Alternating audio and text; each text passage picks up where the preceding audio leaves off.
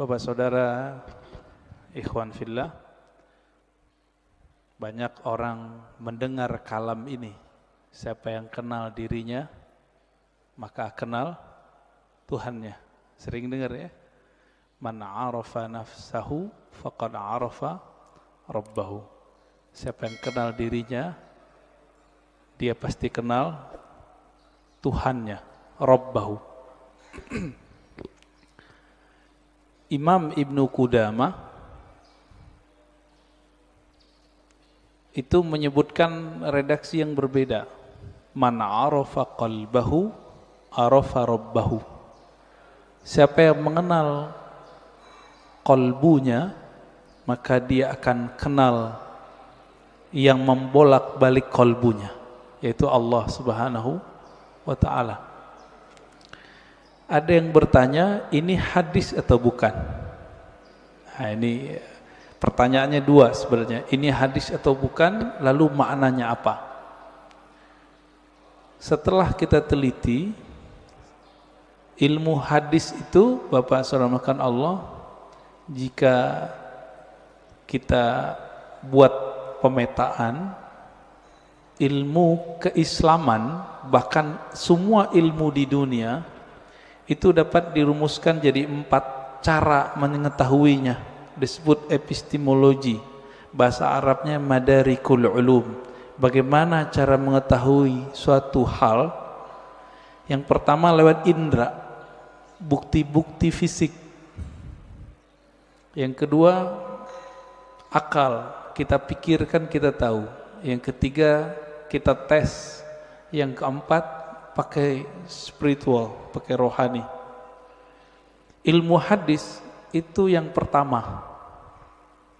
Jadi ilmu hadis dia ilmu bukti fisik, mesti didengar, mesti ada bukti fisiknya. Maka secara ilmu hadis, hadis ini tidak bersumber dari Rasulullah sallallahu alaihi wasallam.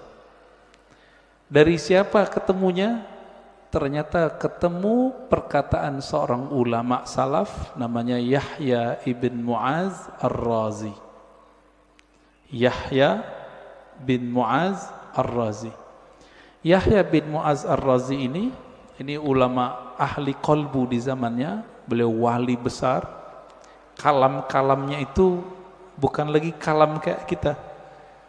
Dia jika berkalam, kalamnya itu hampir mirip dengan kalamnya Nabi sallallahu alaihi wasallam. Sehingga dikira ketika dia berkalam begitu, itu kalamnya Rasulullah sallallahu alaihi wasallam.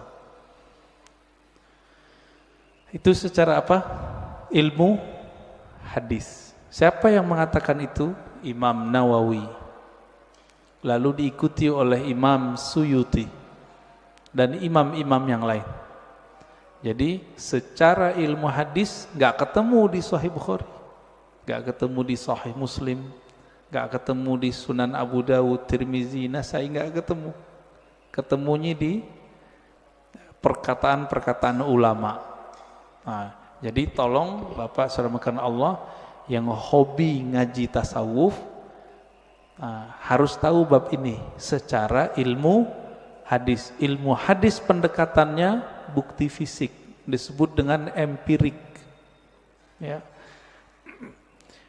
Tapi ada seorang imam namanya Ibnu Arabi yang beliau menggabungkan ilmu zahir dan batin. Beliau ini ahli hadis, tapi lebih dikenal sebagai ahli qalbu. Guru hadisnya ratusan. Buktinya beliau meriwayatkan hadis-hadis langsung dengan sanadnya kepada Rasulullah sallallahu alaihi wasallam. Jadi dia sebutkan dari gurunya sampai kepada Nabi Muhammad sallallahu alaihi wasallam. Ibnu Arabi ini dia bermimpi bertemu Rasulullah. Di dalam hadis yang sahih dikatakan man ra'ani fil manam faqad ra'ani. Siapa yang bertemu aku dalam mimpi, dia betul-betul bertemu aku. Fa inna syaitana la yatamatsalu bi. Karena syaitan tidak dapat menyerupai aku. Ibnu Arabi mengatakan ciri-ciri wali Allah itu kalau dia mimpi, dia sadar dia lagi mimpi. Ibnu Arabi mimpi ketemu Rasulullah dan dia sadar ini pasti mimpi karena Rasulullah sudah wafat. Lalu apa yang beliau lakukan? Beliau bingung dengan hadis yang tadi. Secara ilmu hadis tidak ketemu sumbernya. Maka beliau katakan, wahai Rasulullah, kata ahli hadis ini enggak ada sumbernya, bukan kalam engkau. Apakah benar demikian? Dijawablah oleh Rasulullah dalam mimpinya, bukan, itu kalamku wahai Ibnu Arabi. Ketika dia bangun, maka dia malu mengatakan ini bukan hadis Nabi sallallahu alaihi wasallam. Kenapa? Minimal mimpi ini benar untuk dirinya, meskipun belum tentu benar untuk orang lain. Inilah asbabnya kenapa kalam ini kemudian menjadi ambigu. Apakah ini kalam Nabi atau kalam Yahya ibn Muaz Ar-Razi? Ya, ini secara gabungan nih. Mimpi masuk kemana? Satu tadi empirik, bukti fisik. Mimpi yang nomor 4, zauq, intuisi, qalbu, ruh. Itu mungkin nggak ini dibuktikan? Dibuktikan oleh orang yang sudah sampai ke sana. Kalau oleh ahli hadis yang tidak sampai, kemampuan rohaninya sampai ke taraf ini nggak bisa. Jadi mohon maaf Bapak, kita nggak bisa bangga juga dengan ilmu hadis. Ilmu hadis itu sendiri mirip kayak ilmu saintifik yang lain, eksak yang lain sama. Ilmu sejarah, arkeologi. Kalau sekarang apa namanya, untuk ngecek orang meninggal itu, kuku-kukunya dicek, apa namanya? Ya, forensik gitu ya. Jadi bukti fisik semua. Ilmu hadis mesti berdasarkan zahir fisik. Oleh karena itu, Bapak, saudara yang bukan Allah, jika berdiskusi dengan ahli hadis, sulit kita ngungkit-ngungkit yang nomor 4 ini. Dia pasti yang nomor 1.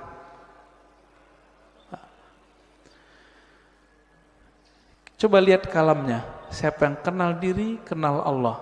Isinya benar gak? Bagus gak kalamnya?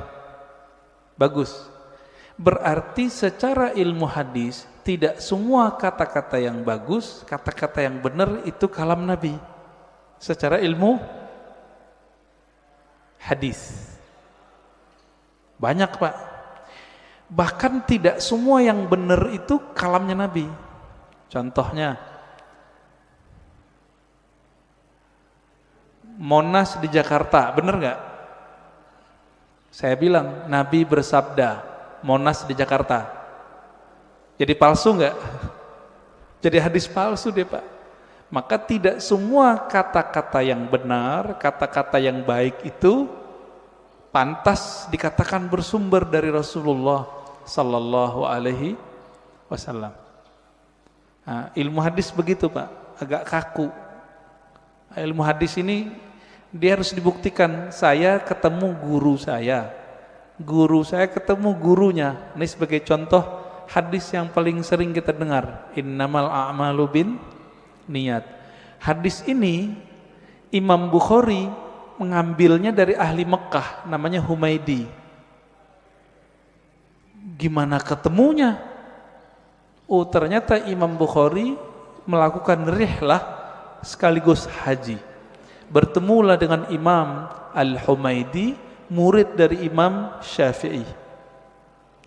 Terbukti, secara ilmu hadis dikatakan muttasil, hadisnya nyambung. Makanya innamal a'malu binniyat, hadisnya sahih, ditaruh di nomor 1 dalam Sahih Bukhari. Imam Bukhari sering mimpi ketemu Rasulullah, iya, tapi mimpinya dia tidak taruh di bab hadis. Ada seorang imam namanya Al-Baihaqi, punya kitab judulnya Syu'abul Iman dan Zuhud. Di kitab beliau menukil kalam Nabi tapi yang didapat orang dalam mimpi. Dan itu populer Pak di masjid-masjid kita, khotib-khotib kita dulu. Tahun 2006 seorang profesor nelpon saya dulu di UIN. Saya waktu itu masih kuliah. Dia telepon, "Ar-Razi, ente ngaji hadis bukan?" "Iya. Saya mau khutbah besok. Tapi bingung ini hadis itu bukan." Wah, kita kaget Pak. Profesor masih mau nanya sama mahasiswa. Akhirnya saya katakan, "Hadis apa, Prof?" "Hadis siapa yang hari ini sama dengan kemarin maka dia merugi." Tahu hadis itu ya? Yang hari ini lebih buruk dari kemarin maka dia terlaknat. Saya senyum, "Maaf Prof, itu bukan hadis, tapi itu kalam Nabi yang didapat oleh Imam Abdul Aziz bin Rawat dalam mimpinya." Kata Imam Baihaqi, qala Abdul Aziz bin Rawat, berkata Abdul Aziz bin Rawat, "Ra'aitun Nabiyya sallallahu alaihi wasallam fil manam yaqul." Aku mendengar Nabi sallallahu alaihi wasallam di dalam tidur berkata. Kata di dalam tidurnya dihilangin oleh khotib-khotib. Sehingga jadinya gimana? Aku mendengar Nabi bersabda, "Siapa yang hari ini sama dengan kemarin fahuwa maghbun." Siapa yang hari ini beda dengan kemarin, lebih buruk dari kemarin, fahuwa mal'un, terlaknat. Nah itu. Ini disebut hadis mimpi. Tapi ingat, hadis mimpi bukan hadis secara ilmu hadis. Tapi kalau versi yang keempat itu hadis Pak. Maka versi keempat hadis Nabi gak berhenti sampai sekarang berlanjut. Menurut versi yang keempat, dari mana buktinya? Buktinya Nabi sendiri mengatakan, siapa yang bertemu aku dalam mimpi, dia betul-betul bertemu aku. Loh, tahu dari mana ketemu Nabi? Kalau ingin dibuktikan, buktikan secara fisik. Baca cerita Nabi, fisik Nabi, Syama'il Nabawiyah, perhatikan mimpinya, sama atau tidak. Ini mazhab ahli hadis. Ahli hadis mensyaratkan jika mimpi ketemu Nabi, mesti karakter yang kita lihat sama seperti yang di hadis. Contohnya, Nabi suka pakai baju hijau, pakai serban, terus pakai tutup, ya, ada yang mirip Sayyid Muhammad Alawi Al-Maliki.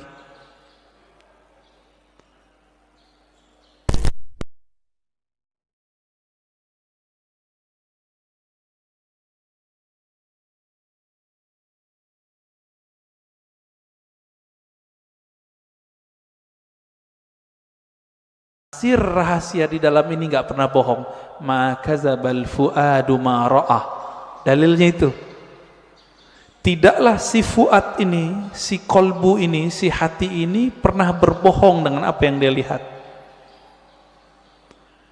Jadi walaupun Nabi sudah meninggal menurut ahli hadis, tapi bagi ahli ruhani Nabi nggak pernah mati Pak.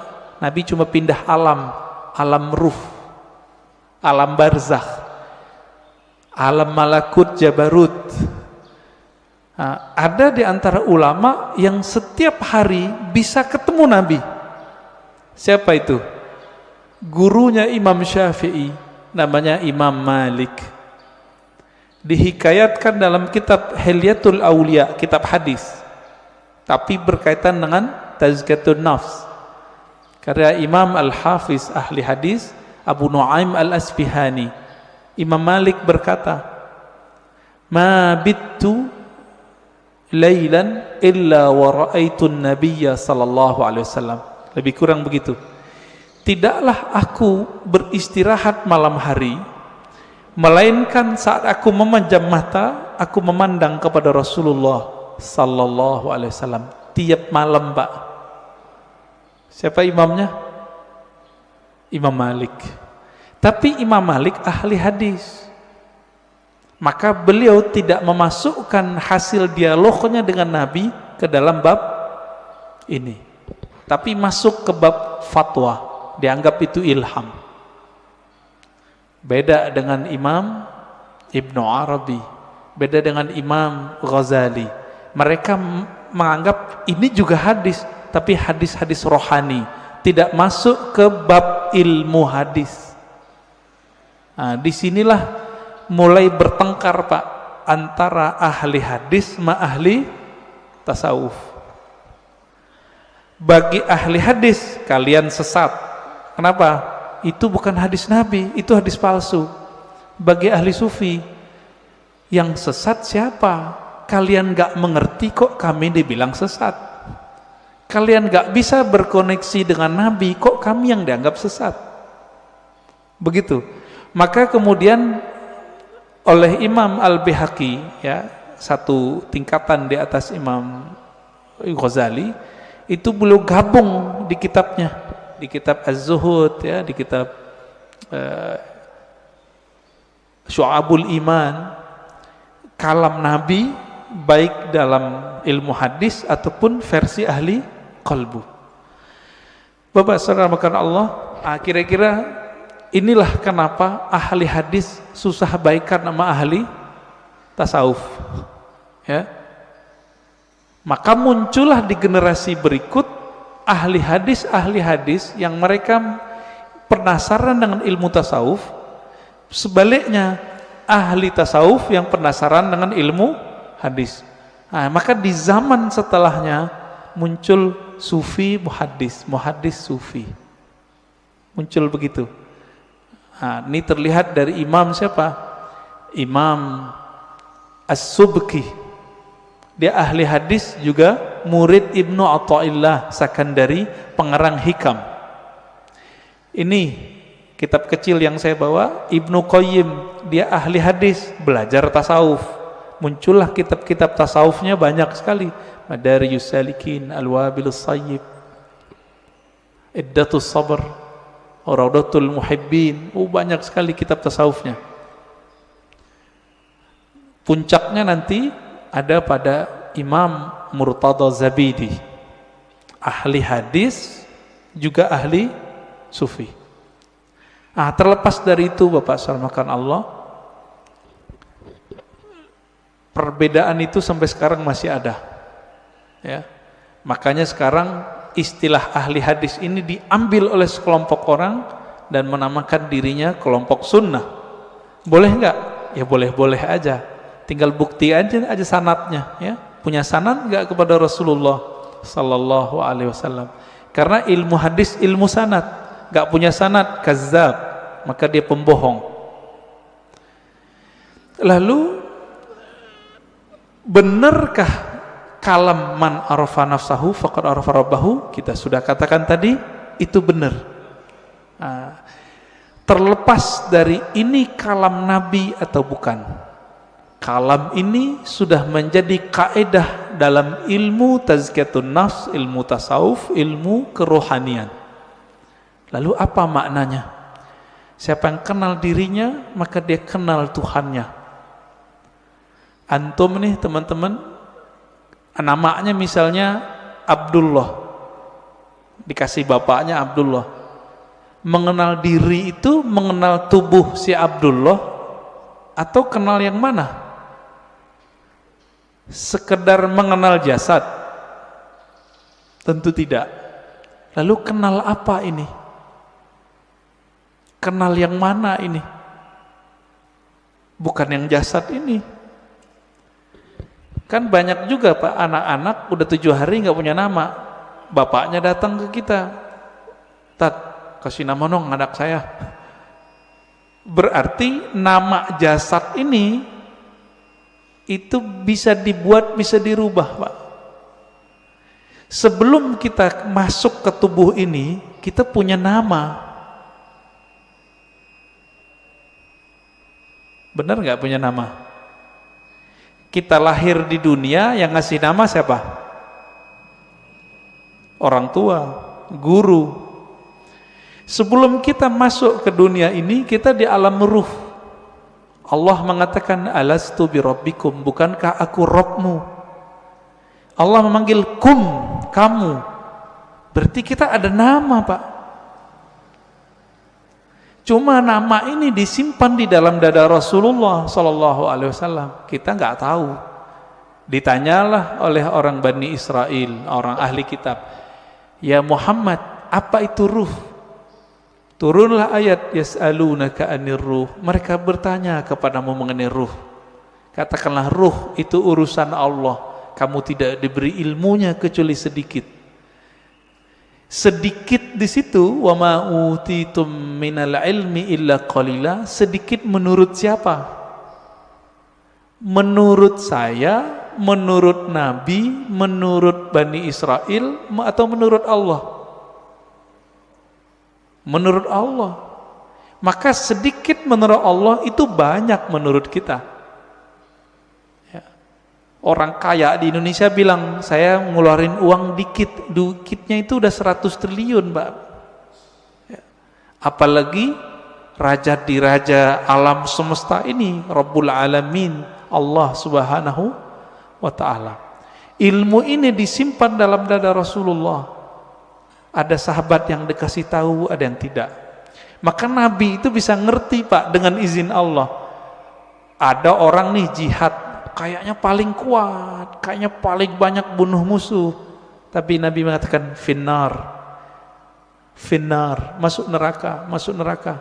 Kenapa? Nabi tahu namanya sudah ada di neraka, nggak dihapus dari neraka.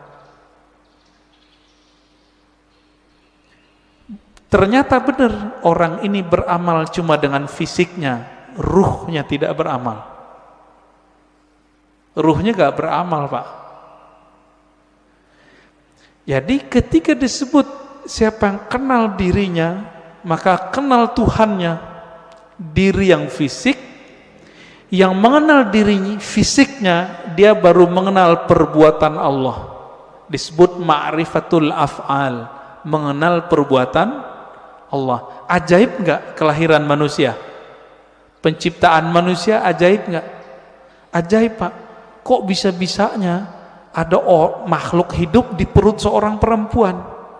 Itu ajaib itu. Saya mau tanya nih yang udah nikah, yang punya anak. Itu antum yang menciptakan anak? Atau cuma sebab doang? Ya, bikin doang ya. Tapi kita enggak yang gedein, yang mengembangkan biar kasih tulang, enggak. Ya, coba tanya sama yang udah pernah hamil, ibu-ibu yang udah hamil tanya, ajaib itu. Maka mengenal diri yang fisik mengantarkan kepada ma'rifatullah level 1. Apa itu? Ma'rifatul af'al, ma'rifatu af'alillah, mengetahui perbuatannya Allah Subhanahu wa ta'ala. Itulah yang dibahas dalam surah Al-Mu'minun itu. Ya, ayat 11 ya. Begitu juga di surat Ar-Rum ya, sebelum ayat tentang pernikahan itu kan tentang penciptaan kita semua. Dari enggak ada jadi ada, dari tanah kok bisa jadi hidup, kok tiba-tiba bisa melawan kepada Allah. Itu dia. Namanya ma'rifatu fi'lillah. Jadi kalau ada ahli biologi, ahli ilmu-ilmu eksak tidak mengenal Allah lewat ini, lewat dia, berarti dia tersesat, nggak mengenal Allah. Itu satu. Diri yang fisik. Nah, kita punya diri yang disebut dengan nafs tadi. Jadi nafs itu sendiri artinya ada nafs fisik, ada nafs jiwa. Orang kita nyebutnya sukma, perasaan, nah itu masuk di situ. Yang bilang saya emosi, nah itu dia. Saya jatuh cinta, ada itu. Seneng, sedih, itu masuk ke si nafs ini. Yang nafsunya besar, yang nafsunya kecil, penakut, pemberani, itu si nafs. Nah, punya enggak nih? Punya ya? Punya kita. Inilah yang dikatakan di Quran, wa man nahan nafsa 'anil hawa fa innal jannata hiyal ma'wa. Yang mampu menahan, mengendalikan nafs jiwanya, maka dia dapat surga. Nah, ini ma'rifat apa nih? Ini masih sama. Ma'rifatu fi'lillah.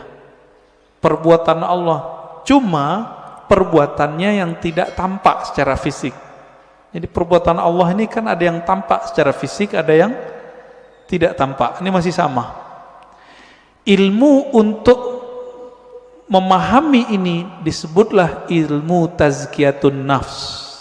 Jadi tazkiyatun nafs itu baru cabang dikit dari tasawuf.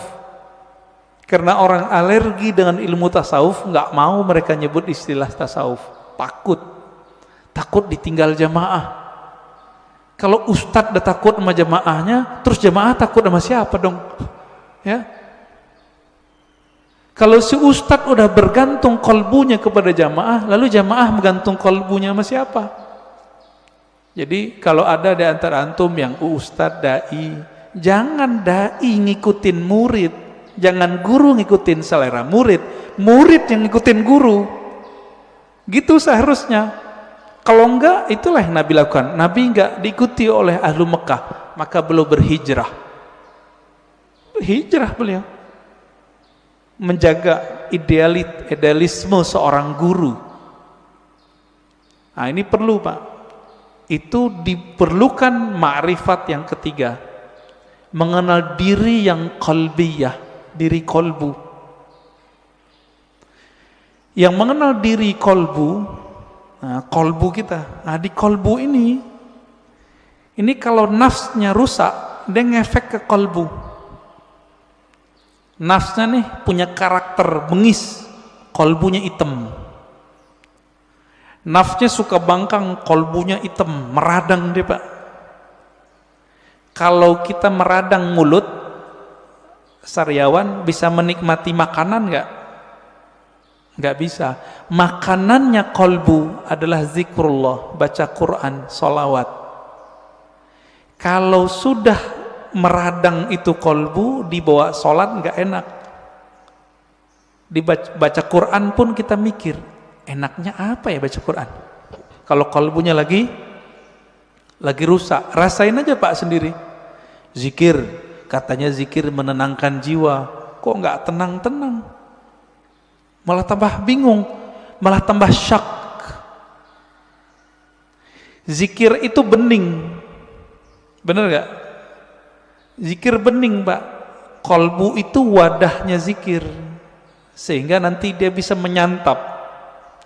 Wadahnya lagi kotor, bersihin dulu, diobati dulu, baru dia bisa menikmati. Masalahnya sudah bertahun-tahun nih kolbunya berkarat, bener gak? Nah, bersihinnya pakai apa Pak? Itu yang disebut taubat nasuha. Taubat nasuha itu beda dengan misalnya nih gelas habis dipakai, airnya air putih, cukup dikasih keran bersih, air keran, nggak usah digosok. Tapi kalau ini pakai minyak, ada minyak lengket di situ, harus digosok nggak? Ini yang disebut taubat nasuha. Jadi taubat nasuha itu menggosok kolbu kita supaya bersih dengan pengakuan dosa kepada Allah. Nah, di dalam ajaran Islam nggak ada pengakuan dosa ke ustadz, nggak ada, ke pendeta nggak ada Pak, ke guru nggak ada, ngaku kepada Allah. Semua kita kan punya dosa nih, bener Pak? Ada yang nggak punya dosa? Saya cium tangannya Pak. Makanya kita dianjurkan cium tangan anak kecil. Makanya Bapak nggak boleh marahin anak kecil atau ngusir anak kecil dari masjid. Terganggulah. Kenapa? Nabi lagi khutbah Jumat, Hasan Husain datang, turun, diambil, digendong. Lagi sholat, naik ke punggung Nabi, ikut sholat. Keberisikan iya, tapi sekali kita usir dia, nanti anak tuh mikir masjid itu tempat orang-orang galak ya, gitu. Benci nanti dia ke masjid Pak. Nah, yang benar diatur. Orang tuanya juga harus perhatian. Bapak Saudara makan Allah, jika kita sudah sampai mengenal diri si kolbu itu cuma mau satu, asma Allah. Asma Allah ada di Quran, ya, ada di sholawat, ada di zikir. Intinya zikirlah. Semakin banyak kita mengenal nama Allah, semakin banyak makrifat di dalam kolbu. Maka di sini wajib ada kajian Asmaul Husna, Pak. Udah ada belum? Harus ada, Pak, di sini. Ntar mati bawa apa? Mati bawa apa ntar? Bawa asma Allah. Jangan bawa nama-nama bapak kita, nggak kepake. Bapak gue kiai, nggak kepake, Pak. Saya Ustadz Haji, yang kan nggak dipakai. Habib pun nggak laku, Pak, dikubur. Bapak ini keturunan Rasulullah, nggak laku dikubur kalau nggak bawa ma'rifat. Malah diragukan, masa keturunan Rasulullah begini, kata malaikat ya. Kalau nanti Rasulullah bawa syafaat mungkin, tapi kan malaikat Mungkar Nakir ini seperti orang yang jaga depan kantor, Pak. Dia nggak mau tahu, yang lewat dia periksa, bener gak? Bapak Saudara makan Allah, ma'rifat kolbu itu hanya dengan mengenal nama dan sifat Allah. Jadi coba deh di sini dibuat nanti kajian Asmaul Husna yang mateng, bukan yang separuh-separuh, enggak. Jangan, yang mateng kajiannya. Gurunya ahli zikir, bersanad zikirnya kepada Rasulullah. Insya Allah Pak enak ngajinya. Kan banyak nih, carilah ya, semoga ketemu nanti. Asma sifat, ma'rifatus sifat itu masih bagian dari kolbu, paling dalam. Dia udah masuk ke dalam sirnya kolbu. Kan kolbu ini dia ada bagian-bagiannya, Pak. Kolbu itu disebut ada fuad, ada yang disebut dengan lub. Inti dari kolbu disebut lub. Rahasia yang ada di dalam inti kolbu itu disebut dengan sir. Maka disebutkan dalam Al-Quran, Allah ya'lamu sirra wal akhfa.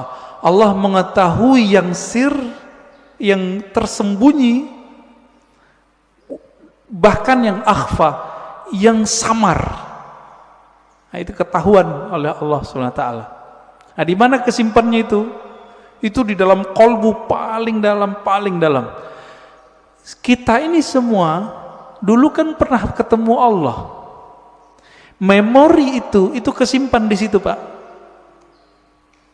Ada yang ingat nggak? Nggak ada yang ingat ya? Bener. Makanya Allah utus Rasul. Supaya apa? Memantik sir supaya dia kemudian kembali muncul. Ketika muncul sir itu bernama zikir. Ketika dibahasakan dia bernama ma'rifat. Ma'rifat itu ungkapan pengenalan si hamba kepada Allah Subhanahu wa ta'ala. Bapak nih pernah ketemu dengan seseorang dulu, kesimpan nggak di memorinya? Kesimpan. Ketemu seseorang yang berkesan, apanya yang berkesan? Parfumnya. Nanti kita ketemu parfum yang sama, itu teringat, Pak, wajahnya. Itulah sebabnya jika ada orang benar teknik berzikirnya, bersambung sanad zikirnya kepada Rasulullah SAW, lisannya menyebut, akalnya memaknai, kolbunya merenungi, ruhnya merasakan, nangis dia saat itu. Seperti orang pulang kampung. Pertama orang pulang kampung habis merantau, rasanya gimana? Terharu, Pak. Nah, kalau Bapak Ibu ini kan pada hari raya di luar kota, lagi merantau, malam takbiran nangis dengerin takbiran. Kenapa tuh nangis? Ingat kampung, kirain ingat Allah. Takbiran ingat Allah, nangis. Wah, itu arif billah namanya, kenal Allah dia. Takbiran nangis, ingat siapa? Kampung. Kita lupa, kita punya kampung lain, namanya kampung arwah. Lupa apa ya? Kampung arwah. Ngapain si arwah di kampung itu? Dia menatap Allah Subhanahu wa ta'ala. Dia menatap Allah, Pak. Supaya dia bisa menatap Allah lebih dekat, apa yang dia lakukan? Dia mendekat kepada nur sumbernya. Itu yang disebut Nur Muhammad. Jadi dulu itulah yang dikatakan oleh Nabi, kuntu nabiyan, aku sudah jadi nabi, Adam belum dicipta, udah jadi nabi di alam ruh. Makanya roh-roh itu mendekat semua kepada Rasulullah supaya bisa tetap dekat memandang Allah Subhanahu wa ta'ala. Itu Pak maknanya. Itu kalau kita punya ruh yang bercahaya, pasti rindu ingin mengenal ilmu ini. Pengen mengenal ilmu ini. Itu yang bikin orang nangis, nangisnya permanen Pak. Tangisan itu yang bisa memadamkan api neraka. Kalau tangis yang malam takbiran tadi enggak. Itu mah tangis pulang kampung. Mau pulang gak ada duit. Atau kayak tahun-tahun ini kan mau pulang kena COVID. Dompetnya Pak kena COVID. Gak bisa pulang, nangis. Itu nangis apa? Teringat kampung fisik. Jadi jika orang bisa nangis karena ingat kampung fisik, kampung badan ini, teringat orang tua zahir, apalagi jika dia teringat dengan orang tua rohaninya. Sering dengar nggak istilah Nur Muhammad? Ya, masih ingat disebut apa? Nur Muhammad itu Abul Arwah, bapaknya sekalian roh. Maka ketika roh itu rindu ke siapa? Dia rindu sama ayahnya.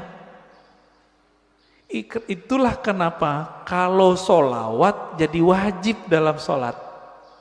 Allahumma salli ala Sayyidina Muhammad. Ini orang malah debat, nggak boleh pakai Sayyidina, boleh pakai Sayyidina. Itu mah debat biasa itu. Kolbunya, ruhnya rindu nggak kepada Rasulullah?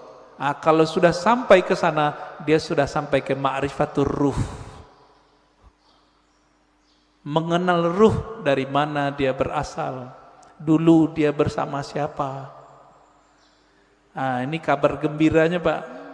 Ruh kita ini, dulu ngapain di sono, sekarang diulang aktivitasnya. Kalau dulu Bapak di sono suka mendatangi Nabi, suka mendatangi orang yang dekat dengan nur Nabi itu, maka sekarang Bapak pasti suka dengerin pewaris-pewaris Nabi. Pasti cinta sama zuriat Nabi. Nah, orang-orang yang dulu mencintai Rasulullah di sana, di alam ruh itu, dia cinta kepada nur Nabi. Maka Allah kasihlah dia fisik di dunia bernama Habib. Atau ulama, dua aja. Habib atau ulama. Jadi kenapa Habib terlahir sebagai Habib, Kiai sebagai Kiai, Gus sebagai Gus, Ajengan sebagai Ajengan? Karena dulu nurnya mengagumi nurnya Nabi sallallahu alaihi wasallam. Itulah makna hadis al-arwah junudun mujannadah. Hadis sahih Muslim. Ini syarahnya jarang orang menjelaskan ini. Roh itu dia berbaris-baris seperti tentara. Nah, dulu nih Bapak kalau dibukakan pintu kolbunya, itu bisa lihat Pak. Dulu kita seperti ini di sono, ngumpul Pak seperti ini. Bapak kenapa sebut masjid ini Masjid Nabawi? Karena merindukan Nabi Sallallahu Alaihi Wasallam. Semoga para pewakaf, pendiri, pengurus diberkahi oleh Allah, diberi rindu kepada Rasulullah. Bahkan sebelum wafat Allah kasih mimpi ketemu Rasulullah sallallahu alaihi wasallam. Amin. Pasti bisa, Pak. Rasulullah kan nggak mati. Nggak mati beliau. Cuma pindah alam. Kalau kita bisa mati sebelum mati, bukan bunuh diri loh Pak ya. Mati sebelum mati itu apa? Mampu memilah ini alam jasad, ini alam pikiran, ini alam kolbu, ini alam ruh. Mampu dia berzikir, bertahan, bisa dia ketemu Rasulullah sallallahu alaihi wasallam. Bisa Pak. Dulu Sayyid Muhammad Alawi Al-Maliki kalau mau ngapa-ngapain itu nanya sama muridnya, masih hidup, saya nggak usah sebut namanya, kalau disebut ntar jadi orang mengkultuskan beliau nanti. Orang kita Pak, Jawa Tengah kalau nggak salah ya, Kiai Fulan, bertanya ke beliau, bocah ya waladi, kira-kira begitu ya, anakku, coba tanya ke Nabi, saya mau melakukan ini, beliau restu gak? Itu yang minta siapa? Sayyid Muhammad, keturunan Rasulullah sallallahu alaihi wasallam, hafal banyak hadis. Muridnya pakar mimpi ketemu Rasulullah, karena sholawat gak berhenti-berhenti beliau, sholawat aja terus. Maka Bapak Ibu saudara makan Allah, jika ingin bertemu Rasulullah, sholawat terus. Terus itu apa ujungnya? Ujungnya mati.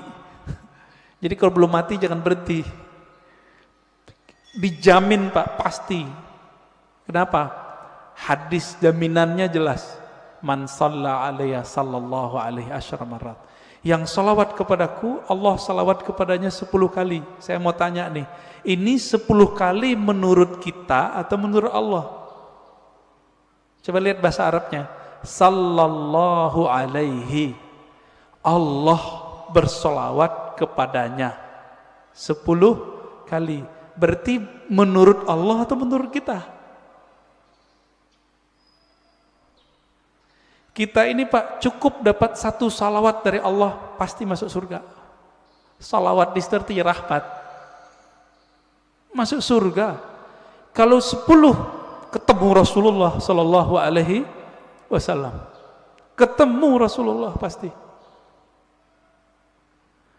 Maka Nabi mengatakan ini garansi Rasulullah.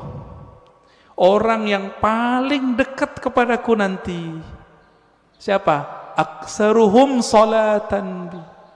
Yang paling banyak bersolawat kepadaku. Inilah media kalau mau ketemu Rasulullah. Bisa. Siapa yang bilang gak bisa ya? Nabi mengatakan nanti di akhir zaman ada Dajjal. Seandainya aku hidup saat itu, akulah hajijun alaikum, akulah pembela kalian.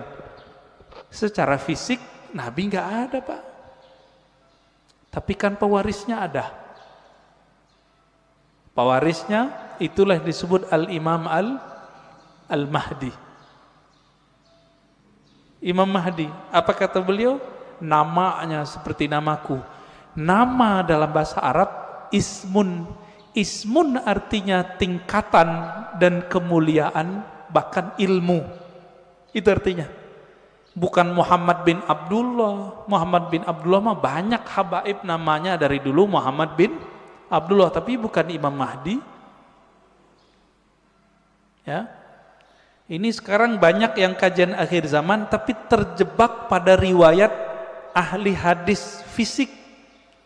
Tidak mempertimbangkan ahli rohani. Nah, ini kesalahan besar kajian akhir zaman hari ini. Akhirnya yang terjadi cocok logi. Kita berterima kasih, syukron ya, terima kasih para asatis akhir zaman. Antum telah membuat kita aware, sadar mengenai hadis akhir zaman. Cuma kadang nggak cocok. Hidungnya lurus gitu ya. Itu mah ciri fisik habaib rata-rata begitu hidungnya. Ya. Bukan itu kalau mengenal Rasul. Rasul itu kolbunya yang mau dilihat. Berarti ini yang disebut ismun tadi. Ya.